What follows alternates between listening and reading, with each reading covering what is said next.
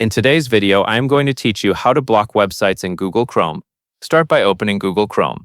Once Chrome is open, go to the Chrome Web Store. This is where you can find extensions that add extra features to your browser.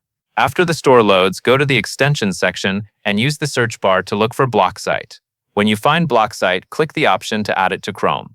Chrome may show a confirmation prompt before the extension installs.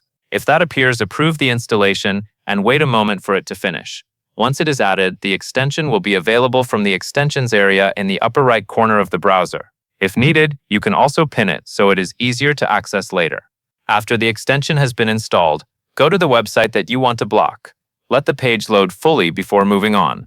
This is important because the extension needs to recognize the current site correctly.